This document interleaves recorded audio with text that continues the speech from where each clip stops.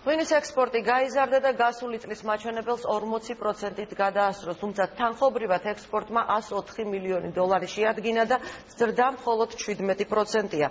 2016 წლის იანვარ-ნოემბრის მდგომარეობით საქართველოდან მსოფლიოს 53 ქვეყანაში ექსპორტირებულია 45 მილიონ 628,091 ბოთლი ღვინო, რაც 40%-ით აღემატება გასული წლის ანალოგიურ მონაცემებს.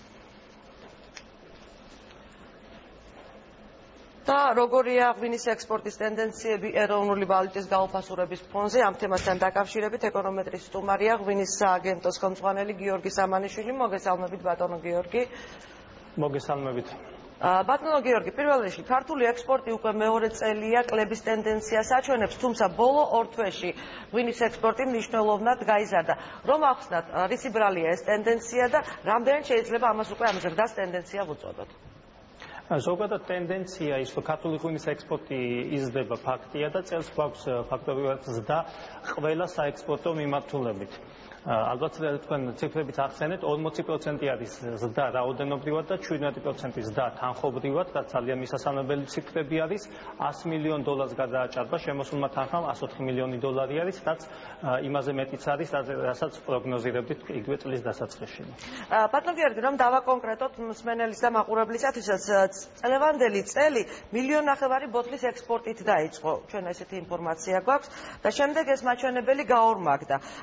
და ნოემბერში უკვე ამან მიაღწია რაღაც რეკორდულ მაჩვენებელს და გავედით სადღაც 6,5 მილიონ ბოთლზე. რამ გამოიწვია აი ესეთი სწრაფი ზრდა წლის ბოლოსაკენ? ზოგადად ჩვენ ვადარებთ თვეის მონაცემებს, თქვათ იანვარი გარდება წინა წლის იანვართან და თქვათ ეს 11 თვე შედარებული არის წინა წლის 11 თვესთან. ასე რომ თქვათ თვეების მიხედვით საკმაოდ ცვალებადი არის ექსპორტის მონაცემები, იმიტომ რომ არის ზრდა-კლება, მაგრამ ის რაც გვაქვს 11 თვის მონაცემები, ეს ფაქტი არის და წინა წელთან შედარების ზრდა განაპირობა რამდენიმე ფაქტორმა. პირველი ეს არის ალბათ ის წინა წლებში დაწყებული და თანმიმდევრულად მიმდინარე ღონისძიებები, რომელიც კერძო სექტორთან შეთანხმებული არის. და რომელსაც ვახორციელებთ ძირითად სტრატეგიულ ბაზრებზე, როგორც აღმოსავლეთით, აზიაში, ჩინეთი, იაპონია, ასე დასავლეთით ამერიკის შეერთებული შტატები, ევროკავშირი, სადაც გვაქვს კონკრეტული შედეგები და სტაბილურად იზრდება ექსპორტი ამ ქვეყნების მიმართულებით და ტრადიციულ ბაზრებზე ჩავარდნა ქონდა მოგეხსენებათ უკრაინის მიმართულებით და ბელორუსიის მიმართულებით, სადაც ასევე დასტაბილურდა მდგომარეობა და კომპანიებმა და იმპორტიორებმა მოახერხეს გადაიხედა თავისი ხელშეკრულებებისთვის და გვაქვს უკვე სტაბილური ექსპორტი. ანუ შეგვიძლია უკვე რუსეთ და უკრაინის ბაზრებს უკვე დასტაბილურებული ბაზარი უწოდოთ საქართველოს ღვინისათვის ამ შემთხვევაში იყო ამ ბაზრებზე სწორედ ყველაზე მეტი რყევა იყო ხოლმე როგორც ეს. წლევანდელ ციფრებს თუ შევხედავთ 2016 წელი საკმაოდ სტაბილური არის ორივე მიმართულებით ბელორუსეთით, რუსეთით და უკრაინა განსაკუთრებით ხაზგასასმელია, იმიტომ რომ ბოლო წლებში ცოტა პრობლემები იყო უკრაინაში მოგეხსენებათ, მაგრამ ექსპორტი აჩვენებს რომ დასტაბილურდა ურთიერთობა ღვინის ბიზნესის მხრივ ყოველ შემთხვევაში. უკვე ამ ბაზრებიდან საფრთხე შეგვიძლია ვივარაუდოთ, რომ ნაკლებად არის, ყოველ შემთხვევაში სადამდე შეგვიძლია ვივარაუდოთ.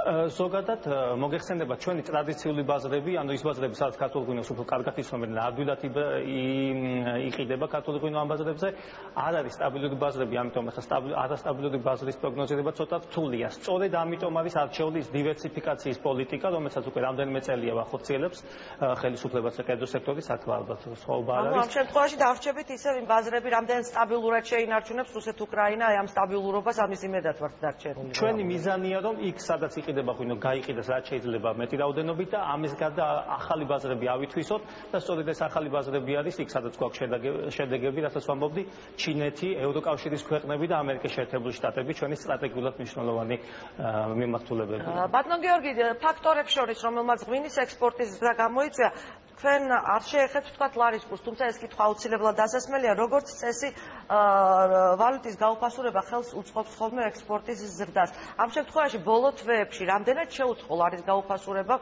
იმას ხელი, რომ ღვინის ექსპორტი გაზრდილიყო?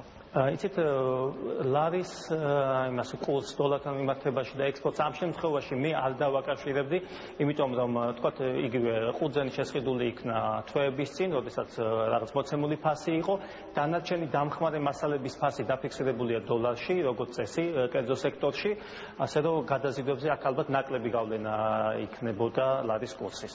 თუმცა კითხვას იცით რა ეცეს, რატომ ხდება რომ ღვინის მოცულობები წლიურ დონეზე 40%-ით არის გაზრდილი, თანხმობრივად მხოლოდ 17% გვაქვს მატება. აი ეს თქვენ თუ გაქვთ გაანალიზებული რამ გამოიწვია? ძალიან მნიშვნელოვანი და საინტერესო ის არის საკითხის ვადაშორის ზოგადად ჩავარდნა ქართული ღვინის ტრადიციულ ბაზრებზე იყო გამოწვეული ქართული ღვინის მაღალი ფასიდან გამომდინარე, რაც წელს თველზე ცოტა გარდატეხა მოხდა და თველზე ყურძნის ფასი არ იყო ისეთი მაღალი როგორც წინა წლებში, ამან გამოიწვია ღვინის ფასის შესაბამისად შემცირება და რამაც უფრო სტიმული მისცა გადაზიდვების გაზრდას, ანუ რაოდენობრივი ზრდა გამოიწვია ფასის მცირედმა შემცირებამ. მოგეხსენებათ ალბათ მაყურებელს მინდა შევახსენო, რომ ზოგადად მოიკლო დაახლოებით 30 ცენტით ერთი ბოთლი, საშუალო ბოთლის ღირებულებამ ქართული ღვინისა. მაგრამ ჯამში მაინც მოგებაზე გავედით, იმიტომ რომ 17% ზრდა ეს საკმაოდ კარგი მაჩვენებელია, 104 მილიონი დოლარი შემოსული, ესეც კარგი მაჩვენებელია. ზოგადად ზრდის ტენდენცია მაინც შენარჩუნდა წელს, როგორც რაოდენობრივად, ანუ რამდენი ბოთლი გავიდა, ისეთ თანხობრივად. მოდით რომ შევაჯამოთ გარკვეულწილად წლევანდელი ტენდენციები, რა ტენდენციებს ელოდებით მომავალ წელს და წლევანდელი ტენდენცია რამდენად განაპირობებს მომავალ წელსაც შენარჩუნდეს აღნიშნული ზრდა? კი ბატონო, ტენდენცია საკმაოდ ისეთი არის იმედისმომცემი. თავარია თუ ჩვენს ტრადიციულ ბაზრებზე შენარჩუნდება სტაბილური მდგომარეობა, ჩვენ ველოდებით რომ ახალ ბაზრებზე იქნება კიდევ გაიზრდება ექსპორტი, იგივე ჩინეთზე თქვათ უკვე 5 მილიონ ბოთლს გადასცდება წელს ექსპორტი, მომავალ წელს კიდე გაიზრდება, ესეც ძალიან მნიშვნელოვანი მიმართულებაა და ასევე იგივე პოლონეთის მიმართულება არის ძალიან საინტერესო, სადაც ზრდას კიდევ ველოდებით, იმიტომ ის მარკეტინგული აქტივობები, რომლებიც ამ ბოლო წლებში განხორციელდა ბაზარზე, ძალიან წარმატებული იყო და სწორედ ეხლა მოიტანა შედეგებს და ამერიკის შეერთებული შტატების მიმართულებით ველოდებით ასევე ზრდას, იმიტომ რომ იქაც გვაქვს პოტენციალი და მომწიფებული არის უკვე იგივე მარკეტინგული ღონისძიებების წყალობით, რომ ექსპორტი გაიზარდოს.